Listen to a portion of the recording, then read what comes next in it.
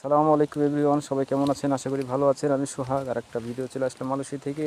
আজকে আপনাদেরকে একটা ফল দেখাবো। সেই ফলটা অনেক লাল টকটকে, অনেক সুন্দর ফল।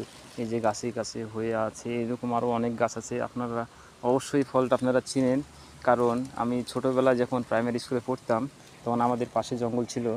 এই জঙ্গলে জঙ্গলে যে এই ফলগুলো টুকা টুকা খাইতাম। এই ফলগুলো অনেক মজা, অনেক সুস্বাদু। এই ফলের নাম হচ্ছে পিপলদি ফল।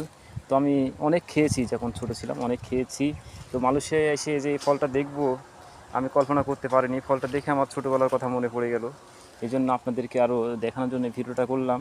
এই ফলগুলো দেখতে অনেক সুন্দর লাগছে, খেতেও তো অনেক সুন্দর। আপনারা খেয়েছেন নাকি সেটা আমি বলতে পারবো না, তবে এই ফলগুলো আমি অনেক খেয়েছি ছোটোবেলায়, অনেক অনেক খেয়েছি।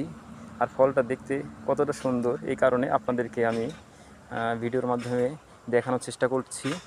তো এরকম গাছ আমাদের এই বাগানে অনেক আছে, এই সাইডেও আছে, এখানেও আছে।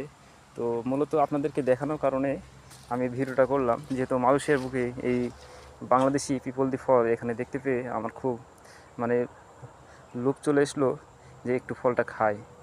কারণ এই ফলটা দেখলে সবারই লোভ চলে আসবে খাওয়ার জন্য। তো সবাই ভালো থাকবেন। আসসালামু আলাইকুম।